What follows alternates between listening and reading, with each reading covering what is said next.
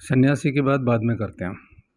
कोई भी साधारण आदमी जो किसी औरत से, लड़की से संभोग करता है, तो संभोग में क्या होता है, वो 10 मिनट कूद-फांद करेगा। उसके बाद या चलो किसी प्रकार दवाई आदि खा के उसने 1 घंटा 2 घंटा संभोग कर लिया। उसके बाद क्या होगा? उसके बाद ये होगा कि उसका वीर्य डिस्चार्ज हो जाएगा, प्राण शक्ति नष्ट हो जाएगी।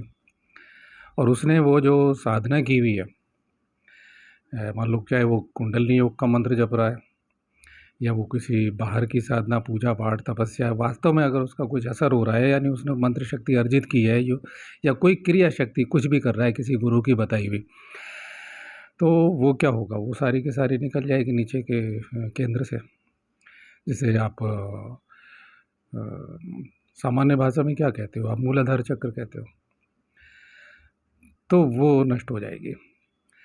अब रही सन्यासियों की बात, मैं पहले ही उन सभी सन्यासियों को प्रणाम कर चुका हूँ, उनके चरणों में, सन्यासियों को भी और सन्यासिनियों को भी, जिनके गुरु ने उन्हें कोई बाकायदा विधिवत शास्त्रोक्त विधि से संन्यास दे करके और अंतर चेतना में जगाया है कि भाई ये बाहर का जो रंग है, गेरुआ रंग है बाहर का, और आंतरिक जो आभामंडल का रंग है वो कैसे सुधार करना है, बाहर के रंग से मिलान करना और उसके बाद परिवर्तन और तेज ये मैं पहले कर चुका हूँ।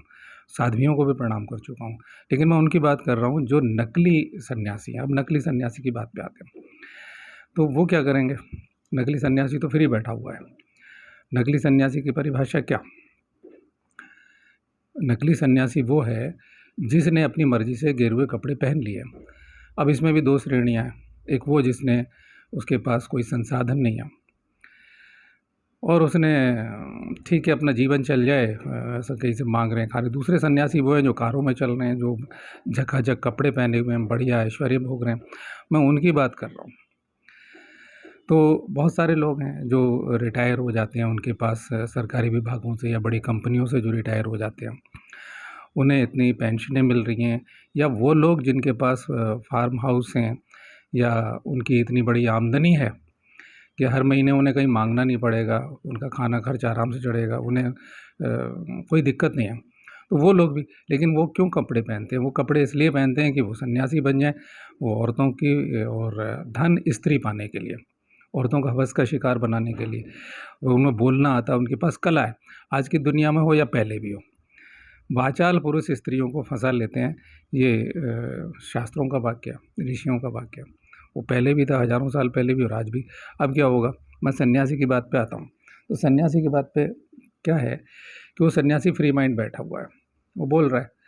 अब जो प्रभावित होंगी स्त्रियाँ, वो क्या करेगा कि उनको निमंत्रण देगा, लाएगा पॉइंट पे कि भाई ज़्यादातर स्त्रियाँ कैसे फंसती हैं। मैं फिर आ रहा हूँ वहीं पे कि वो कि भाई आत्मज्ञान हो जाएगा तो मैं ब्रह्म, मुझसे संभोग करो। इनडायरेक्टली शुरू करेगा, फिर डायरेक्ट आ जाएगा, मुझसे संभोग करो और मैं तुम्हें आत्मज्ञान ब्रह्म ज्ञान करा दूंगा। अब क्योंकि गेरुए वस्त्र एक आकर्षक हैं, एक हम लोगों की मान्यता है कि इसके अंदर जो है वो आदमी सब कुछ त्याग करके भगवान के लिए बैठा हुआ है। उन्हें नहीं पता कि वो किस लिए बैठा हुआ है। तो वो, अब वो जो सन्यासी है जो खाने के लिए फ्री मिल रहा है, बहुत बढ़िया है, अपने धन को जो बचाएगा, लेकिन क्या है कि वो समाज उनको देगा, धन और स्त्री मिल रहा है स्वतः। अब वो सन्यासी भी तो वही आदमी है। उसने अब 2 प्रकार के हैं, मान लिया जाए। अब पति से स्त्री उभी हुई है तो वो मीठी मीठी बातों में आएगी, वो कहेगी मुझे आत्मज्ञान। वाकई में कुछ स्त्रियों को सचमुच में आत्मज्ञान और ब्रह्म ज्ञान की तलाश होती है, अपनी आत्मा की तलाश होती है। जैसे पुरुषों को होती है, ऐसे ही उनको भी होती है। अब वो फंस जाती हैं इसको चक्र में। अब उन्हें क्या मिलेगा? चलिए मिल गई, वो मिल गई तो उसके बाद क्या होगा? उसके बाद वो होगा कि उन्हें कुछ आनंद ज़्यादा आएगा। पति से ज़्यादा वो टिका हुआ है। पति हो सकता है थका हुआ आया, वो 2 मिनट 5 मिनट में या डालते ही ख़त्म हो जाएगा। तो वो जो सन्यासी है उसका तो माइंड फ्री है, उसके ऊपर कोई जिम्मेदारी नहीं, उसे कहीं कमाने नहीं जाना, उसे कोई जिम्मेदारियाँ नहीं है। तो वो क्या करेगा? अब उसे स्त्री को आ रहा है आनंद, अधिक आनंद आ रहा है। अब वो दवाइयों के ज़ोर से आ रहा है, बड़ी बड़ी दवाइयाँ आ गई पिछले 20 सालों में। मैं देख रहा हूँ कि लगातार से रिसर्च चल रही है। अब हम लोग जब बचपन में थे तो आयुर्वेद में दवाइयाँ घोटते थे, उसके बारे में बताएंगे। तो कितनी मुश्किल से अब ये कंपनियाँ दवाई जो बना रही हैं, इनमें बहुत सारी नकली दवाइयाँ हैं, लेकिन रिसर्च में कुछ अच्छी अच्छी दवाइयाँ आ गई, ऐसा लोग मुझे बताते हैं। तो वो क्या है, साइड इफ़ेक्ट्स पैदा करती हैं। लेकिन सन्यासी उतनी ग़िज़ा खा रहा है, वो शुद्धता से हम लोगों को ना मिले, लेकिन सन्यासियों को अच्छा सब कुछ मिल रहा है। आप जाइए आश्रमों में जाइए, बड़े बड़े शहर हैं, हरिद्वार, ऋषिकेश, अभी झांकिए उनकी ज़िंदगी में, तलाश कीजिए कि भाई कपड़े क्यों पहने, किसी मजबूरी से या धन और स्त्री पाने के लिए। तो सन्यासी कैसे भ्रष्ट होता है, ये मूल सवाल है। तो मैं आपको बताना चाहता हूँ कि आगे ये महाभारत की कथा है, और इसमें अगर मुझे ये बोलना पड़ा है तो मेरे पास ये रखे हुए हैं, व्हाट्सएप पे लिख करके कुछ सवाल पूछे हैं, तो यहाँ से मैं शुरू कर रहा हूँ। अब आंतरिक बातें करूँगा कि उन्होंने कुछ सवाल पूछे हुए हैं कि सन्यासी संभोग से कैसे भ्रष्ट होता है। उसने तो कपड़े पहन लिए हैं, एक ट्रेडमार्क है, अब हम वो जो कुछ करें वो सब कुछ परमात्मा के लिए कर रहे हैं। ऐसी साध्वियाँ हैं। और स्त्री को भी उन्होंने पूछा भी स्त्री का क्या नुकसान होता है, स्त्री तो कमज़ोर नहीं होती, चलो उसका वीर्य बार बार निकलेगा, वो कमज़ोर हो जाएगा। मैं वीर्य का संबंध क्या, वीर्य के पीछे जो धक्का देने वाली शक्ति है, मैंने अभी अभी बोला क्या होगा, धक धक धक और फिर धक, 10 सेकंड में एक क्रिया हो जानी है।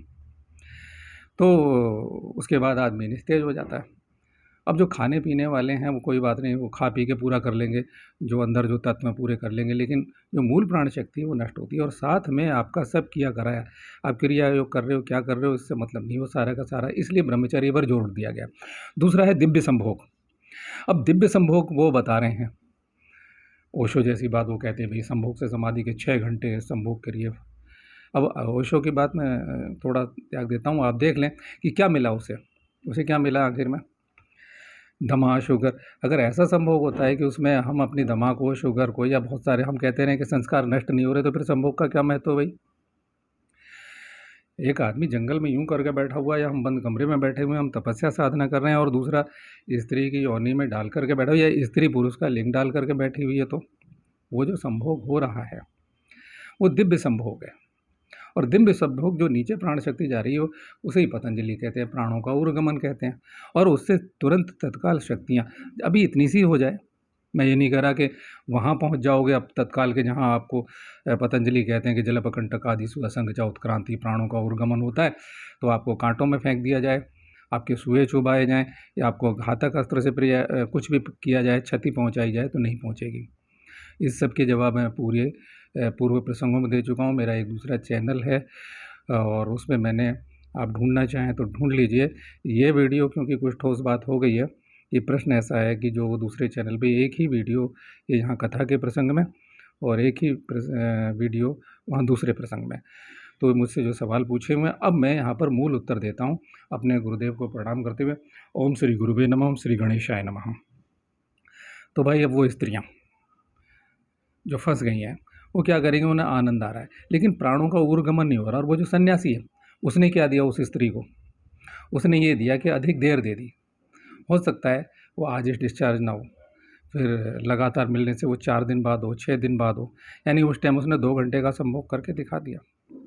स्त्री प्रसन्न हो गई, आनंद आ रहा है, वो लगा इसमें मुझे आनंद मिला, कुछ नहीं हो रहा उसे। स्त्री का क्या हो रहा है, एक यूज हो रहा है। और वो प्राणों का अगर ऊर्गमन नहीं हो रहा, उसकी सांसों में जो परिवर्तन होने चाहिए, जो विद्युतीय शक्ति, कौन सी है विद्युतीय शक्ति बोलना ये ठीक नहीं है, ये बाहर है विद्युत, वो आंतरिक दिव्य शक्ति कहेंगे, प्राण शक्ति। मैं कह रहा हूँ इतनी सी जागृत हो, और वो जो जागृत अगर होती है पुरुष के साथ में, तो वो हमें आत्मा की ओर ले जाएगी कि मैं कौन हूँ, मैं वास्तव में जो हूँ, मेरा बोध मुझे कराएगी। और स्त्रियों को भी क्या होता है, स्त्रियाँ क्यों भ्रष्ट होती हैं, वो साध्वियाँ क्यों भ्रष्ट होती हैं। भाई बात इतनी सी है कि ये आत्मा मेरे शरीर में है, मैं पुरुष बन गया, और ये आत्मा कोई स्त्री के शरीर में डाल दी जाए, वो स्त्री बन गई। तो बात एक ही है, वो स्त्रीण भाव जागृत हो गया। तो ये तो उच्च अवस्था की बात है, परम अवस्था की बात है, जहाँ भगवान विष्णु कहते हैं कि मेरे ही 2 रूप हैं, या एक स्वरूप से वो शुक्राचार्य, इस कथा के प्रसंग में आप पहले सुन चुके हैं कि एक शरीर से वो बृहस्पति हो जाते हैं, एक शरीर से वो शुक्राचार्य हैं, और दूसरा आकाश में शुक्र ग्रह के रूप से भी हैं। ये सब मैं पहले पूर्व प्रसंगों में कह चुका हूँ। जिसको लगता है कि ये सब बकवास है, वो बकवास मान ले। मैं किसी प्रश्न का उत्तर देने वाला नहीं, क्योंकि सब ऋषियों ने उत्तर दिया हुआ है। मुझे मानिए साधारण आदमी मैं बोल रहा हूँ, मेरे गुरु ने मुझे, मेरे गुरुदेव ने, परम पूज्य गुरुदेव ने जो मेरे अंदर चेतना जगाई हुई है। अब ये भैरवी साधना का पहली बार नाम मैंने जो सुना, वो गुरुदेव मेरे जो तंत्र मार्ग के गुरु हैं, जो बाबा विशुद्धानंद परमहंस की परंपरा है, भृगुराम परमहंस देव की जो परंपरा है, मैं उनकी, तो वो जो पहली बार मैंने सुना कि ऐसा भी हो सकता है कि प्राण शक्ति का उर्गमन हो, जिसे आप लोग कुंडलिनी जागरण कहते हैं। और कैसा कुंडलिनी जागरण, अगर रोग शोक दमा इतमा, अरे कुछ तो होना चाहिए। मैं कह रहा हूँ, मैं साधारण आदमी, मुझे अभी यौवन की प्राप्ति नहीं होगी, मुझे स्त्री मिल जाए यानी मुझे कुछ मिलेगा, मेरे जीवन में स्त्री आ जाएगी और मुझे साथ में संसाधन मिलेंगे। सन्यासी के पास सारे संसाधन है, उसके पास एकांत कमरा है। शास्त्र साधना कहती है भय मुक्त वातावरण चाहिए। अब मंडल जो तंत्र, ये विषय तंत्र का है या हठ योग का है, तो इतने सारे, सबसे पहले मंडल चक्र और तैयारियाँ मैंने कई बार जिक्र किया है कि उसके अंदर क्या होगा। मंडल के अंदर जब प्राण प्रतिष्ठा उसकी हो जाती है और उसके अंदर संभोग होता है तो कोई विचार प्रवेश नहीं करता है। अब वो कौन कौन सी वनस्पतियों का है, किन मुहूर्तों में वो वनस्पति उखाड़ी गई है, किन के चूर्ण हैं और कौन सी दिशाएं हैं, कौन सी, बहुत सारी इसमें चीज़ें हैं। इसे भैरवी मंडल चक्र कहते हैं। और मैंने अभी तक बहुत खंगाल लिए, तो जाके मैंने थोड़ी जुबान खोली है कि भाई ठीक है, तो जो कुछ मैं बोल रहा हूँ मत मानिए, लेकिन यौवन की भी प्राप्ति होती है। गुरुदेव शर्मा जी 100 बरस के ऊपर, लगता ही नहीं था वो 100 बरस के हैं, तो कैसे कहूँ, अभी तक रहे गुरुदेव। और मैंने आखिरी मुलाकात उनसे की तो उन्होंने कहा मैं सांख्य में प्रवेश, और सांख्य योग में क्या है, शक्ति नहीं, वो जो बोल रहे हैं गोरखनाथ की सहज योग, तो सहज योग अगर है या निर्मला देवी का सहज योग है, तो सहज योग है तो शक्ति जागृत होनी चाहिए, हमें इस बात से मतलब है। विषय क्या है, तो मुझसे पूछा है अभी कि सन्यासी कैसे भ्रष्ट होता है या साध्वियाँ कैसे भ्रष्ट होती हैं। तो स्त्री की भी योनि की दीवारों से वो जो स्राव हो रहा है, वो भी तो उसी जो पुरुष को हो रहा है, जो धक धक धक और धक हो रहा है, वो भी स्राव नीचे होता है, वो क्षति होती है, वो खाना खा पी करके पूरी हो जाएगी। लेकिन जो मूल तत्व है, और वो उतना सा नहीं कि प्राण शक्ति, अब एक पुरुष को, एक स्त्री को 4 गुना 6 गुना, या मान लो कि 10 पुरुषों के बराबर आनंद आ रहा है, 100 पुरुषों के बराबर आ जाएगा, सहस्र दल कहते हैं, तो सहस्र पुरुषों के बराबर आनंद आ जाएगा। लेकिन आनंद आने का ये मतलब नहीं कि हमने मान लिया, हम कल्पना में चले गए, हम चांद तारों की दुनिया में चले गए, हमने देवी देवता दिख रहे, हमें बहुत कुछ दिख रहा है, लेकिन जीवन क्या है, हमारी किरणें दूसरे को नहीं छू रही, कितना भी समेटे हम। मैं तो एक साधारण व्यक्ति हूँ, और मैं हमेशा निवेदन कर रहा हूँ भाई, अब भी कह रहा हूँ कि एक मुझे, ये मेरा शौक़ है, और ये इसे मेरी पत्रकारिता समझ लो, या मेरा जो मैं लेखन विषय है, तो मैं सीधा बोल रहा हूँ बिना लिखे हुए, ये मान लें। मैं कोई योगी सन्यासी या कोई संत महात्मा तो हूँ नहीं, और जो कुछ है आप इसे ऐसा मान लें कि एक पत्रकार है, एक लेखक होता है, वो अपने विचार लिखता है, एक इलेक्ट्रॉनिक मीडिया का पत्रकार होता है, किसी के लाखों चाहने वाले हैं, मेरे 2 4 5 हो सकते हैं, लेकिन मैं कर्म कर रहा हूँ। मुझे लगता है कभी कभी बोलता हूँ, इसे मेरी दुकान समझ ले। तो मैं आता हूँ तत्व पे। तत्व क्या कहता है, तो जब तत्व शक्ति, वहाँ पृथ्वी तत्व पे जय होता है। ओशो कहेगा 6 घंटे का संभोग, संभोग से समाधि, कहाँ समाधि है भाई। अगर रोग शोक नहीं गए तो मरते समय तक तुम्हारे दाढ़ उखड़ रहे हैं, कान का पर्दा वो हो रहा है, इतने सारे, मैं नहीं कह रहा हूँ, आप उनकी जब मैं ओशो पर बोलूँगा आप देख लेना, मैंने सबूत, उन्हीं की किताब है, उन्हीं की पुस्तक है। तो प्रेरणा क्या उन्होंने फैला दिया, ऐसा लगता है हर आदमी जानता है कि संभोग से समाधि मिल जाएगी। जितने आध्यात्मिक आदमी, ऐसा नहीं है कि उन्होंने ओशो का नाम सुना, और अब इतने सारे नकली वीडियो पैदा हो गए। तो ये जो प्राणायाम, मेरी बातों को पकड़िए, साधारण मानिए, एक जानकारी मानिए, ज़रा सा लगे तो वीडियो आप आगे बढ़ा देंगे। हाँ, ये वीडियो मैं दोनों साइडों पर डालूंगा, क्योंकि उसमें मैंने तंत्र और योग से दिया हुआ, इस पर महाभारत की कथा, असली संपूर्ण महाभारत ये है जो B.R. चोपड़ा ने नहीं दिखाई। इस वजह से कुछ लोग जिन्हें दिखता नहीं था, जिन्हें सुनता कम था, तो मैं भाई उनको सुना रहा हूँ, या वो अपनी सुविधा से वो पढ़ नहीं सकते, 2 4 5 लोग हैं, तो ये मैं कर रहा हूँ। तो भाई अब वो साध्वी है, साध्वी येषणाएँ तो वहीं रहेंगी, साध्वी बन गई, लेकिन पुरुष की कामना। और एक छोटी सी बात गौर करिएगा इस पर, मैं मंत्र जप रहा हूँ, कोई भी आदमी मंत्र जप रहा है, या प्राणों की कोई क्रिया कर रहा है, सांसों की क्रिया कर रहा है, या आलतू फालतू वैसे विपश्यना ध्यान योग और ये और वो, अगर कहीं किसी का सच में विपश्यना कुछ नहीं है, भगवान विज्ञान भैरव से पहले भी सबसे पुराने ग्रंथ विज्ञान भैरव, उससे भी पुराने ग्रंथ महानिर्वाण तंत्र आदि आदि अन्य अन्य ग्रंथ हैं, तो उसमें जो प्रक्रिया बताई गई हैं, जो प्रक्रिया बताई गई है, मान लिया जाए आप सांसों की कोई प्रक्रिया कर रहे हो और आपकी सांसें बंद होने के कगार उस जगत में शुरू हो गई हैं, तो ये आरंभ है, आप पूर्ण नहीं हो जाते। पूर्ण जहाँ लिखते हैं कि ऋषि मुनि लाखों साल तक, हजारों साल तपस्या कर रहे हैं। सतयुग का ऋषि वो त्रेता में है, त्रेता का ऋषि वो द्वापर में है, और आज भी तमाम सारे ऋषि मुनि ऐसे हैं जिन्होंने देह नहीं त्यागी है, वो हैं, सशरीर हैं। आपकी योग्यता नहीं देख सकते, नहीं मिलेंगे। आप उत्तराखंड चले जाइए, हिमाचल चले जाइए, आप आसाम के जंगलों में कहीं चले जाइए, असली लोग आते ही नहीं हैं, बोलते ही नहीं हैं। वो क्यों हैं, अपने शरीर में क्या कर रहे हैं, उनके कर्म समाप्त नहीं, परंपराएं अपनी अपनी। तो प्रिय, अब आते हैं, क्योंकि वो जो दीवारों से गिर रहा है वो तेज स्त्री का भी क्षीण हो रहा है।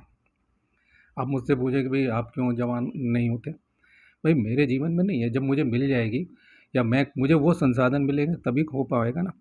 आप इस टाइम सिर्फ शब्द समझिए, आप ये मान लीजिए कि मैं सिर्फ शब्द बोल रहा हूँ, आपके दिल को छूते हैं तो ठीक है, नहीं छूते हैं तो आप मुझे बकवास समझिए। ये बार बार कह रहा हूँ मैं, हर अंक में कहता हूँ तो भी लोग कुछ टिप्पणियाँ करते हैं, और कुछ ऐसी भी टिप्पणियाँ करते हैं भाई ये शक्ति वो शक्ति। भाई मुझे जहाँ जो करना है, मुझे जो बोलना है, मैं उतना करूँगा। आपको समझना है, ठीक है। अब हम आते हैं आगे। तो वो जो सन्यासी है, बिल्कुल जान लीजिए, उसकी तलाश कीजिए ना आप।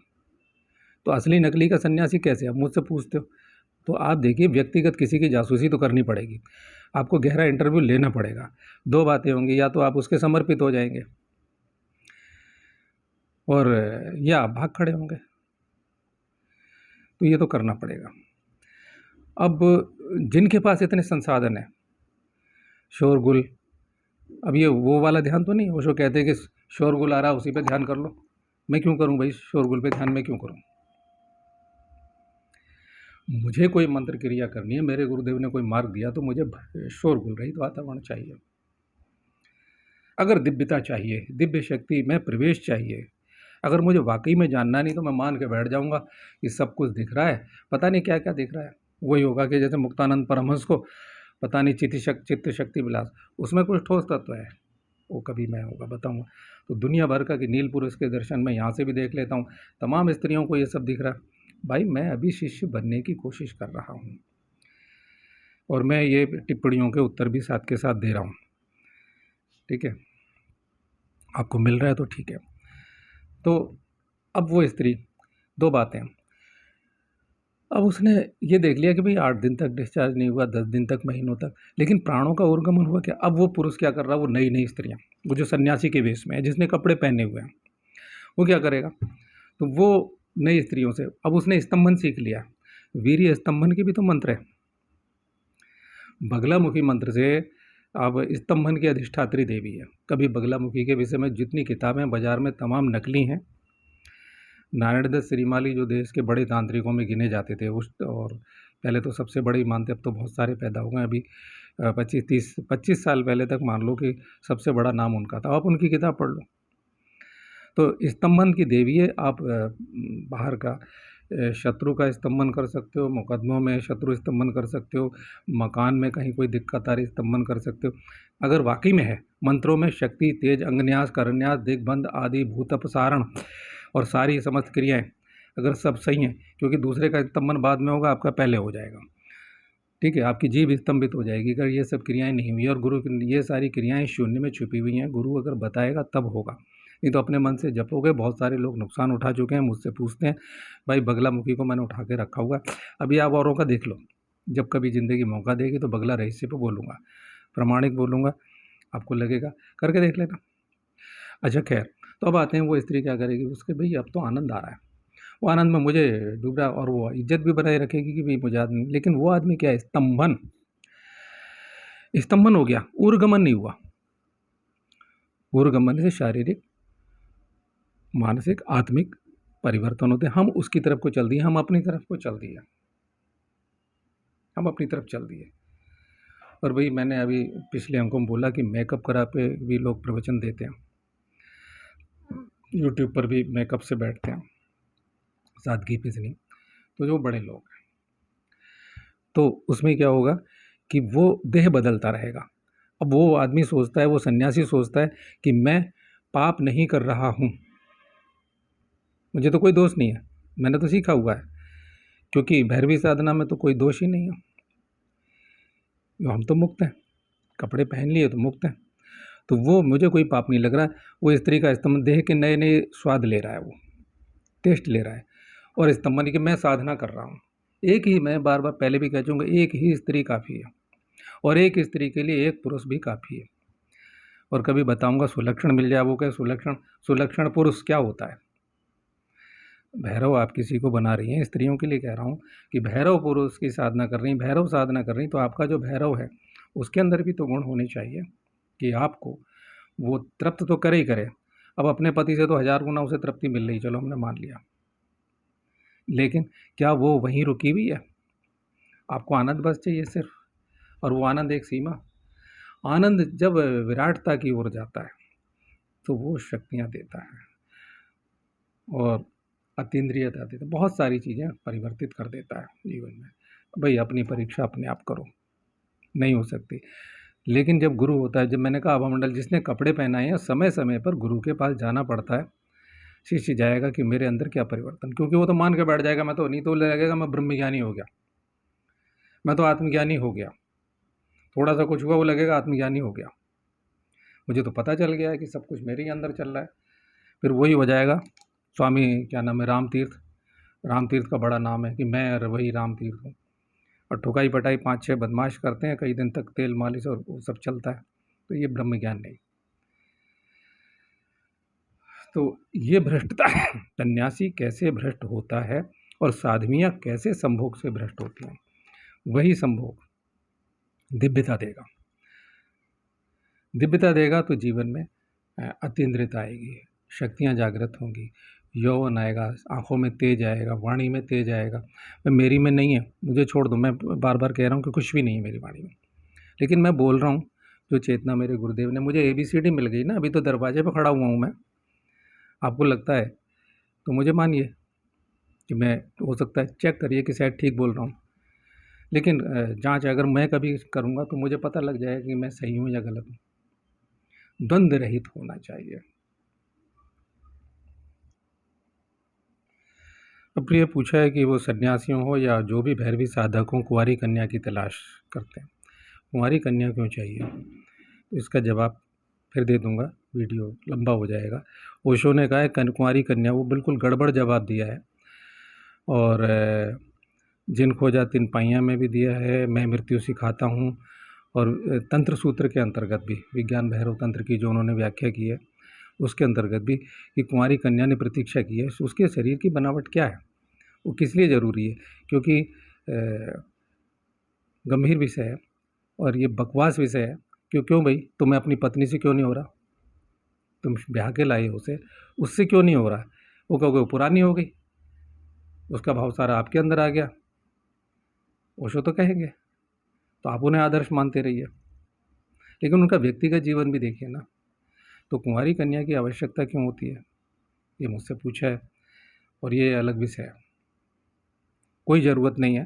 पहले आरंभ कीजिए, पहले कुछ योग तो बनिए, अपनी पत्नी से करिए ना, पत्नी से मिलिए आप। और आजकल तो प्रेमिकाओं का ज़माना, प्रेमिका से मिल लीजिए जो आपको प्यार करती है। भाई फंसाइए मत किसी को, आपके रूप पे, गुण पे, स्वभाव पे, आपकी ईमानदारी पे, आपकी सच्चाई पे, कुछ पे। और दूसरी हैं स्त्रियाँ तो धन पे मरती हैं बहुत सी। तो आप जो कुछ भी कर रहे हैं हर वक्त अपने को तलाशिए, तो वो आपको पता नहीं है। अभी एक भी व्यक्ति, अगर ठोस से मैंने इंटरव्यू लिए कुछ महाराज लोगों के, भाई बताओ उनके पास है कुंवारी कन्या है, अब शील भंग हो गया एक बार, उसके बाद तो फिर क्या, बहुतों को के साथ रेप हो जाता है, नीचे टाँके भी नहीं लगे होते हैं उनके योनि में। फिर ये गंभीर विषय है, ज्ञान के विषय हैं। तो क्या भैरवी नहीं बनेगी? और क्या भैरवी एक मशीन है? दिव्य संभोग तो भ्रष्टता, सन्यासी कैसे भ्रष्ट होते हैं और सन्यासी ने कैसे भ्रष्ट होती हैं, क्योंकि प्रसंग था। तो ये मैं वीडियो दोनों तरफ डालूंगा, आप जैसा भी हो, और मुझसे उत्तर की उम्मीद मत करें, मैं कोई बहुत बड़ा विद्वान नहीं हूँ भाई। जितनी सादगी से मैं बोल रहा हूँ समझने की कोशिश कीजिए।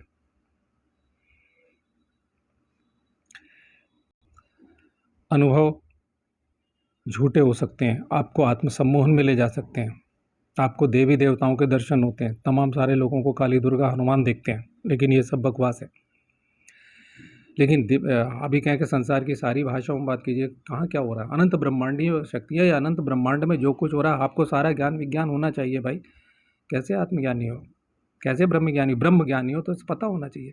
अगर सही में संभोग किया है, दिव्य संभोग किया है, उस आनंद को, विराट आनंद को पाया है, चाहे स्त्री ने पाया है पुरुष से या पुरुष ने पाया है स्त्री से, तो ब्रह्मांडीय शक्तियाँ थोड़ा बहुत तो छलक जानी चाहिए भाई, क्यों नहीं छलकेंगी? आप गिलास में चाहे ऐसे सोचे, एक गिलास है, इसमें से कुछ तो छलक जाएगा।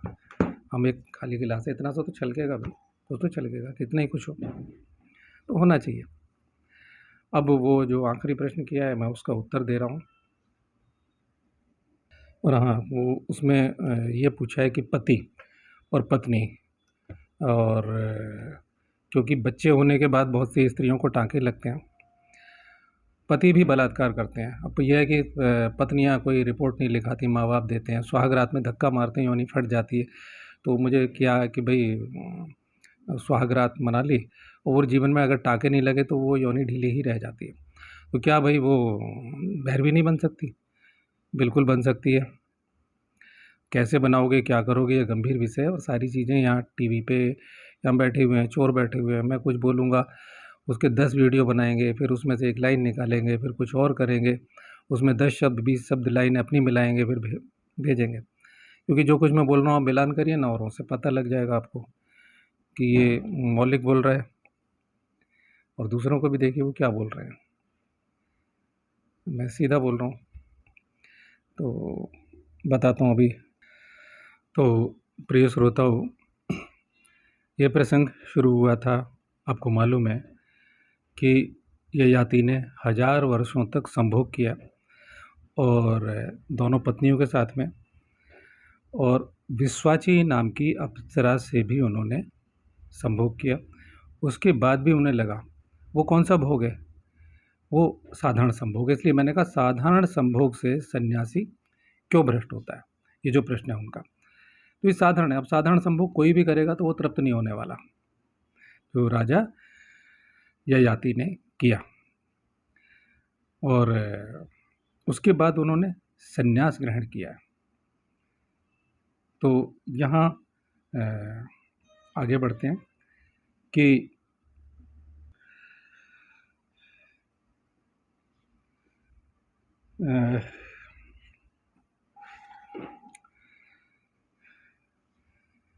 जहाँ ये प्रसंग चल रहा है आपको याद होगा, वैशंपायन जी कहते हैं, ये दोबारा से उन्होंने प्रश्न किया है, ये मैंने आपको शिलोच्छ व्रत बताया था, सन्यासी का शिलोच्छ व्रत।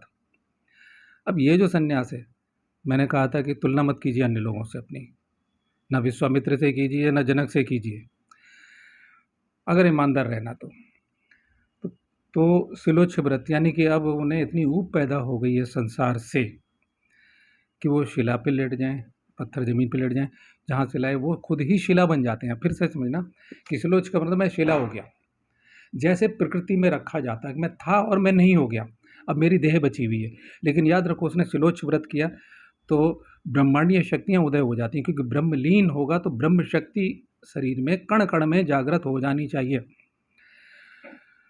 और इसकी मैं परिभाषा कई बार दे चुका हूँ पीछे, रिपीटेशन हो जाता है दोबारा दोबारा, तो वो नहीं करना, आप देख लो, ढूंढ लो।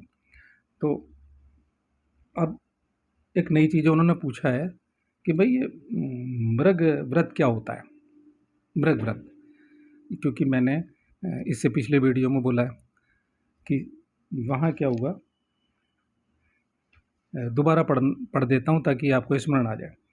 राजन, वैशंपायन जी कहते हैं, राजन इसी समय तपस्विनी माधवी उधर आ निकली।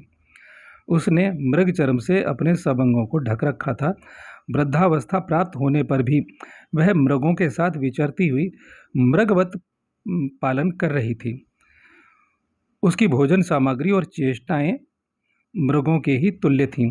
वह मृगों के झुंड के साथ यज्ञ मंडप में प्रवेश करके अत्यंत विस्मित हुई और यज्ञीय धूम की सुगंध लेती हुई मृगों के साथ वहाँ विचरने लगी। अब आप सोचिए कि इस पर ध्यान नहीं दिया, लेकिन एक मेरे प्रिय सज्जन हैं और उन्होंने ध्यान दिया कि भाई ये मृग व्रत तो बताइए क्या होता है, नहीं तो मैं तो अगला अंक पढ़ने वाला था। उन्होंने प्रश्न उठाया तो मैंने ये कुछ शब्द फालतू के बोल दिए, आपके काम के हों तो समझने की कोशिश कीजिए, ना हो तो जैसे बहुत सारे आप वीडियो सोचते हैं ना फालतू के लोग डालते हैं, तो उन फालतू के लोगों में मुझे भी समझ लीजिएगा, ठीक है। तो अब क्या है कि मृग व्रत क्या है कि अब देह से ऊप पैदा हो चुकी है। तो मृग व्रत का मतलब है कि उन्होंने मृगों में अपने आप को ढाल लिया कि मैं मृगी हो गई हूँ बाहर से, यानी प्रकृति में मृग रूप से, कोई शिलोच्छ रूप से, कोई जल रूप से। प्रकृति के 5 तत्व है ना हमारे भीतर, उन्हीं से सारे प्राणी उत्पन्न। अब ये हमारी मर्जी हम घास रूप से हिलने लग जाएं। वृक्ष व्रत भी है, आएगा कहीं पर, मैंने पढ़ा है कहीं पर वृक्ष व्रत। अब इसका मैं जिक्र कर चुका हूँ आपसे कि विदुर ने क्या किया, अपने प्राणों का ने पेड़ के नीचे खड़ा किया और एकटक उनकी आंखों में देखा और नेत्रों से नेत्र मिलाए राजा युधिष्ठिर से वन में, और अपनी देह का त्याग कर दिया, देह विसर्जित कर दी। बहुत से लोग ऐसे ही, जैसे मिट्टी का ढेला होता है, सन्यासी, जब सन्यासी ब्रह्म तेज से युक्त होता है सन्यासी, तो जैसे हम मिट्टी के ढेले को यूं मसल दें तो एक एक कण, कच्ची मिट्टी का ढेला मेरे हाथ में हो तो मैं एक एक कण बिखरा दूं, उसका दिखाई ना दे, विलीन हो जाए, किसी तत्व दिखाई ना दे, माइक्रोस्कोप से भी ना दिखे, मतलब अभी मैं था और अभी मैं नहीं हूँ। तो मृग, तो इसमें क्या कहा, मृग व्रत। उसने कहा कि जब मेरी देह छूट, जैसे हिरण मरता है, हिरण अपने शरीर को त्यागता है, तो उसी तरह वो अपनी देह का त्याग करेगी, ये मृग व्रत हुआ। अगर वो नहीं पूछते तो मैं लग रहा हूँ किसी ने तो टिप्पणी नहीं की मृग व्रत पे, तो सामान्य लिया होगा, लेकिन ये गहरी बात है। अब मैं बताता हूँ, साथ में अभी से अग्रिम बता देता हूँ, वृक्ष व्रत। बहुत से सन्यासी वृक्ष व्रत ले लेते हैं। वृक्ष व्रत क्या है कि मान लो वृक्षों के बीच में खड़े हैं, लेकिन यहाँ तक उन्हें खेचरी मुद्रा के द्वारा या अन्य मुद्रा के द्वारा या महामृत्युंजय का जो मंत्र है, क्योंकि जो कुछ खेचरी मुद्रा से होता है, कभी मंत्र साधना प्रसंग के अंतर महामृत्युंजय मंत्र, यदि मैंने उसके विषय में कुछ आगे बताया, ये तो यहाँ तो नहीं बताऊँगा। दूसरी जो साइड है, आप जो ढूंढने वाले हैं तो आप यूट्यूब पे डालिएगा मंत्र शक्ति या मंत्र प्रयोग से पहले। 4 भागों में मंत्र शक्ति प्रयोग है, तीसरे भाग में मंत्र उच्चारण किया है मैंने, और चौथे भाग में जो लोगों ने अभिव्यक्ति दी है वो भी एक मजबूरी का प्रयोग है मेरा। कोई ऐसा नहीं है कि मैं स्पेशल कह रहा हूँ, अपनी योग्यता प्रदर्शन कर रहा हूँ, भाई मुझे धंधा करना था, मुझे काम चाहिए था, उन्होंने कहा प्रेजेंट करिए, तो वो सब आप बिल कर सकते हो। ऐसा मंत्र शक्ति प्रयोग आप सब कर सकते हो जो मैं कर रहा हूँ, मेरे अंदर नहीं है कुछ भी। जो आपके भी गुरु हैं, आप अपने गुरु की कृपा से कर सकते हो, या आपको आता है बिल्कुल कर लोगे, साधारण प्रयोग है। तो वो मैंने करके दिखाया, जिन्हें नहीं मालूम है तो अच्छा मानेंगे कि मैंने कुछ खास किया, खास वास कुछ नहीं। तो आप मंत्र प्रयोग से पहले पंडित घनश्याम वत ढूंढेंगे तो वो मिल जाएगा आपको। तो अब वो मृग व्रत, वृक्ष व्रत, तो वृक्ष में क्या हम यूँ करेंगे कि हम खड़े हो गए। अब जैसे वृक्ष बूढ़ा होकर के, पुराना होकर के गिर जाता है, उसका कण कण विलीन होता है, एक दिन आएगा मिट्टी उलट पलट हो जाएगी और उसकी जड़ भी नहीं बचेगी। तो सन्यासियों को इसलिए प्रणाम किया, गीता में बार बार कहा है ज्ञान कर्म संन्यास योग, कर्म संन्यास योग, इस तरह की बातें क्यों की हैं? आप गीता तो पढ़ते हैं, लेकिन हमें गीता पर प्रवचन नहीं चाहिए भाई, गीता पर प्रयोग होने चाहिए। बहुत अपराध है प्रवचन करना, प्रवचन माने एक धंधा हो गया। वो मेरे जैसा साधारण आदमी धंधा करे, लेकिन ये बड़े बड़े गुरु जिनके पास बहुत सारा धन है, धान्य है, समृद्धि है, सब कुछ है उनके पास, तो उन्हें तो ज़रूरत नहीं है प्रवचन देने की, उतना कमा चुके वो, या उनके पास इतनी संपत्तियां हो चुकी हैं जहाँ से मासिक आए उनको, तो उन्हें सन्यासी असली होना चाहिए। तो वो क्या होगा कि वृक्ष हिलेगा हवा से। अब उसने छोड़ दिया प्रकृति के 5 तत्वों पे, ये वृक्ष व्रत है। तो वो क्या होगा, वृक्ष व्रत में अगर गिरेगा, हवा यूँ चली तो आपने देखा होगा बड़े बड़े वृक्ष यूँ मुड़ जाते हैं कुछ ऐसे, और उसके बाद क्या होता है, यूँ सीधे हो जाएंगे। तो वृक्ष व्रत वाला जो सन्यासी है वो भी ऐसे हो जाएगा। और जान लीजिए, अगर वो गिर गया ज़मीन पे, गुरुत्वाकर्षण उस पर काम कर गया, तो अभी वो सन्यासी नहीं बना है, वो बिल्कुल वृक्ष की तरह से रहेगा। ये महावीर जैसा सन्यासी नहीं कि उसे कोई ठोके पीटे कि बता मेरी भेड़ें किधर गई है, कान में कील ठोक दे। बड़ी शान से बताते हैं किससे, भाई हम सनातन धर्म के लोग, असली सनातन धर्म के लोग जो भी सनातन धर्म वाले हैं, वो सनातन धर्म जो 5000 साल पहले तक था, उसके बाद ये नए नए गुरु पैदा होते चले गए। वो एक एक खंड है, जरा सी किसी ने कहते ना, किसी ने कुछ एक कण उठा लिया, किसी ने दूसरा कण उठा लिया, ये धाराएं हैं भाई। महावीर गिर पड़ेंगे, लेकिन वो सन्यासी यूँ झुकेगा और सीधा हो जाएगा, क्योंकि उसे संभालने वाला कौन है। अब आसन सिद्धि क्या है? योगी पतंजलि का योगासन जब सिद्ध होगा, असली आसन सिद्धि, खाली इतना ही नहीं कि सर्दी गर्मी ना लगे, भूमि से बहुत से लोगों का ऊपर उठ जाए, उसका जो असली होगा योगी का आसन, गुरुत्वाकर्षण शून्य संभाल लेगा। एक एक कण ये भार संभाल लेना चाहिए ना। मेरे हाथों का वजन मैं छोड़ दूँ इस शून्य में, और मैं वाकई अगर नियंत्रण छोड़ दूँ तो मेरे हाथों का वजन इस शून्य में आकाश तत्व ने संभाल लेना है। लेकिन आकाश तत्व का मुझे ज्ञान हो तब संभालेगा ना मेरा हाथ, उससे पहले नहीं संभालेगा। तो तब मेरा नहीं बिगाड़ा जा सकता, लेकिन तब तक तो गिरूंगा। तो ये वो नहीं है, तो वो गिर जाएगा, साधारण होगा। लेकिन अब उसने वृक्ष लिया है, वृक्ष व्रत, तो वो सीधा खड़ा होगा। और आकाश का पानी जरूरी नहीं कि वो पानी पिए, मेरी मर्जी मुँह खुला है, पी लिया उसने। अब उसे देह विलीन करनी है, कैसे? उस वृक्ष की भांति। संन्यास का मतलब अब वो ईश्वर में न्यास कर चुका, वो अपना नाश किस में कर चुका है? ईश्वर के लिए सन्यासी हुआ। मुझे कुछ कर्म नहीं करना। मान लो मैं सन्यासी हूँ, मैं हूँ नहीं, मैं तो साधारण आदमी, गृहस्थों के बीच में रहने वाला एक मामूली आदमी हूँ भाई। लेकिन अगर सन्यास हो, सन्यासी हो, तो फिर ऐसा, ये उच्च सन्यास की बात है। उसे ये भी पता है, आप उससे साइंस का कोई सवाल पूछे, अगर वो भाव बाहर का पूछे, उससे पूछो कोई भी तकनीकी, कोई भी ब्रह्मांडीय, कोई भी भाषा, कोई भी ज्ञान विज्ञान, तो वो बाकायदा उसे जवाब देगा।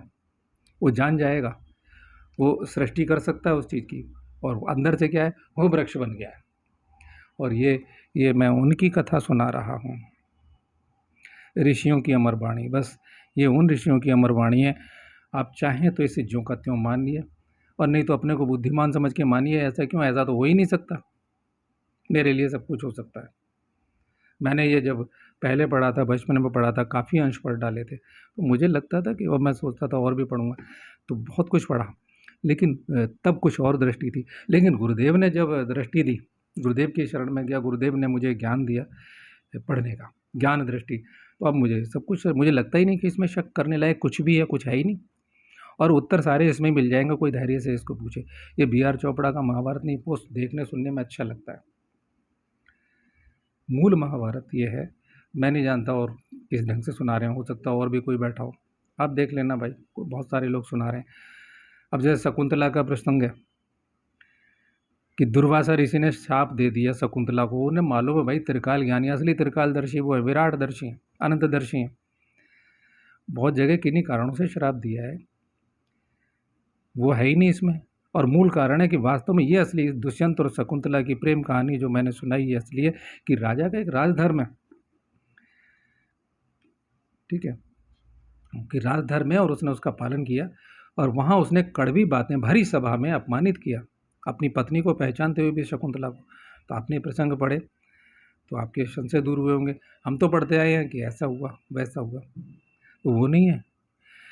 खैर, तो वृक्ष व्रत समझ में आ गया। अब वो हिरनी की तरह कुलांचे भर रही है, वृद्धावस्था को प्राप्त है, वृद्धावस्था को प्राप्त है माधवी और मृगों के बीच में। अब कोई अचानक से जैसे खरगोश आ जाता है ना, चौंक के यूँ देखता है, ऐसे ही आप देखेंगे कि क्या है, मृग, एक हिरनी आ गई आपके सामने। वो शरीर तो मनुष्य का है, उसने स्वभाव ग्रहण कर लिया, अंदर से पूर्ण जागृत है, ये जान लीजिए। मैं फिर से कह रहा हूँ, उसने बाहर का बाह्य आचरण, प्रछन्न आचरण, मेरा एक है ना सन्यासी का प्रछन्न आचरण, कोई भी व्यक्ति है अगर वो अपना प्रछन्न आचरण कर सकता है, अगर उसे मंजिल पानी है, वो क्यों सिद्ध करेगा भाई मैं ये हूँ, मैं शक्तिपात कर रहा हूँ, मैं फलाना कर रहा हूँ, मैं ढिमका कर रहा हूँ, आओ मेरे पास आओ, मैं बटन दबा दूंगा, तुम सबकी कुंडलनी जागृत कर दूंगा, क्यों कर देगा भाई? क्यों? क्यों? उसे बदले में धन और स्त्री चाहिए, वो ऐसा सन्यासी है। जितने सन्यासी है इस प्रकार के, मैं सबके लिए कह रहा हूँ, और मैं उनके श्री चरणों में, उन साध्वियों को प्रणाम है, उन सभी पुनः पुनः प्रणाम है, बारंबार प्रणाम है, जो असली सन्यासी है भाई।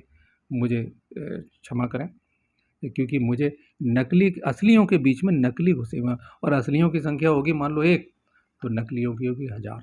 अब सन्यासी कैसे होते हैं, यहाँ पर मैंने प्रकट किया है। तो ये देखिए प्रियजनों, कि विस्मित हुई यज्ञ धूम की सुगंध लेती है। धुआं उठ रहा है यज्ञ से, क्योंकि वहाँ साधुओं की सभा है। उस साधुओं के जो साधक हैं उन्हें साधु कहा गया। वो साधुओं की सभा में गई, मृगों के साथ वहाँ विचर रही है, और अब वो आ जाती है और यज्ञशाला में घूम घूम कर अपने अपराजित पुत्रों को देखती हुई, जो पराजित न होने वाले अपराजित पुत्रों को देखती हुई और यज्ञ की महिमा का अनुभव करती हुई माधवी बहुत प्रसन्न हुई। ये दोबारा से समझाने के लिए प्रसंग लिया। अब वो कह रहे हैं विस्मित हुई और यज्ञ धूम का सुगंध लेती हुई मृगों के साथ वहाँ विचरने लगी। वो सूंघ रही है हवा में। आपने देखा होगा गाय भैंस को ऐसे हवा में मुंह उठा के सूंघते हुए देखा होगा। अब है मनुष्य के रूप में, बाहर का आचरण वो ले लिया। प्रज्ञा अंदर की जागृत है, स्थिति प्रज्ञ है, वो विचलित नहीं है, अंदर से स्थिति प्रज्ञ है और बाहर से कुलाचे भर रही हिरणों के बीच में, मृगों के बीच में। तो प्रणाम है ऐसी योगिनी को, असली योगिनी को प्रणाम है, सन्यासिनी योगिनी को प्रणाम है, ऐसा उसने सन्यास व्रत लिया हुआ। मुझे लगता है कि मेरे परिचित महोदय आपको संतुष्टि हुई कि मृग व्रत क्या है। और संभोग विषय भी मैंने बता दिया, क्योंकि शास्त्र कहता है धर्म अर्थ काम और मोक्ष। तो काम के लिए पूरा एक प्रसंग है, एक अध्याय है। ये जीवन के 4 अंग है, धर्म भी है, अर्थ भी है, यानी सबसे पहले धर्म है, उसके बाद धन है, यानी धर्म से आप धन कमाइए, धर्मयुक्त धन कमाइए। मेरे गुरु का आदेश है, किसी से मैं कैसे ले लूँगा? मुझे कहा है कि मेहनत की रोटी कमा के खाओ, तो मैं मेहनत की रोटी कमा के खाऊंगा। और अगर बटोरना है तो बटोरने के लिए तो बहुत कुछ है, मौज मस्ती लीजिए। ये सन्यासी जाने उनका क्या जीवन है। मेरी तो सिर्फ ये है कि आपके प्रश्न था, मैंने उसका उत्तर दे दिया। मुझे लगता है आज के लिए इतना ही काफ़ी। अभी विचार करता हूँ कुछ रह गया हो तो। श्रोताओं जो मुझे सुनने वाले हैं, बड़े धैर्य से, अब 42 मिनट हो चुके हैं भाई, प्रणाम है। ये मान लो अग्रिम रूप से कि जो मुझे सुन लेंगे, 42 मिनट मुझे झेल लेंगे, तो बड़ी धन्यता है भाई। और जिनको पसंद नहीं आएगा तो कुछ कहने की ज़रूरत नहीं, मैंने खुद ही अग्रिम उत्तर आप लोगों को दे दिए हैं। एक साधारण लोग हैं, एक बहुत से लोग बकवास करते रहते हैं, उनमें मेरी भी बकवास शामिल है, कुछ कहने सुनने की ज़रूरत नहीं है। और फिर भी आप कुछ कहेंगे तो भी सर माथे रखूँगा, क्योंकि या तो हम खामोश हो जाएं। मैंने कोई व्रत नहीं लिया हुआ है, मुझे तो धंधा करना है, कमा के खाना है। और अगले अंक में ये लिंक में दे दूंगा अपने, क्योंकि ये महाभारत के अंतर्गत है, लिंक में दे दूंगा जो दूसरा मेरा, जिस पे मैं योग तंत्र विषय पर कुछ कम शब्दों में बोलता हूँ, और यहाँ बहुत सारे शब्दों की पुनरावृत्ति हो गई है। आपने उसे झेलना, क्योंकि मेरी दिक्कत है कि पुराने प्रसंगों के लिए थोड़ी थोड़ी पुनरावृत्ति, यानी बार बार उन शब्दों को दोहराना पड़ता है मुझे। और आगे जब ठोस कथा शुरू हो जाएगी, पांडवों का जन्म हो जाएगा, कौरवों का जन्म हो जाएगा, अभी तो पूर्वज चल रहे हैं उनके, तो जब कथा शुरू हो जाएगी तो मेरे समझाने के लिए कुछ बचेगा नहीं, मैं सीधा पढ़ूंगा। बहुत बहुत आभार, धन्यवाद आप सबका। आप मुझे बर्दाश्त करते हैं, चाहे वो 5 आदमी से ही, अधिक आदमी से ही। शुभमस्तु। दिवाली का आज कहते हैं रूप चतुर्दशी। तो आप सबको सौंदर्य की प्राप्ति हो। हम क्या करते हैं, सप्तघृत यज्ञ में बोलते हैं ना, ओम सप्तघृत मात्र का भ्यो नमः, ओम श्रेय नमः, तुष्टिय नमः, पुष्टिय नमः। तो ये कौन है? रूप सौंदर्य के अधिष्ठात्रियाँ हैं। परमात्मा ने सब कुछ दे रखा है, तो उनकी ये, क्योंकि अब यज्ञ विद्या लोप हो चुकी है, और तो वो रूप को देने वाली, स्निग्धता देने वाली, ओज देने वाली, त्वचा का रूप सौंदर्य देने वाली, यानी कि कोई अगर हमारे आँख नाक कान ठीक भी नहीं है, उनका संतुलन नहीं है, तो जो घृत मातृकाएँ हैं वो इतना हमें, हमारे चारों तरफ का आभामंडल ऐसा बना देती हैं उनकी कृपा से कि लोगों की नज़र नहीं जाती, हमारे इकट्ठे व्यक्तित्व पे जाती है।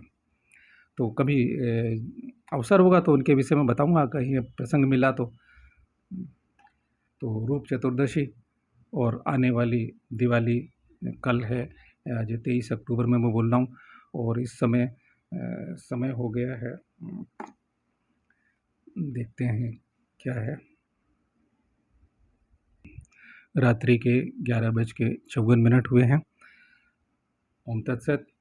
बहुत सारी शुभकामनाओं के साथ और आप लोगों का आभार व्यक्त करते हुए, शुभमस्तु, मंगलमस्तु।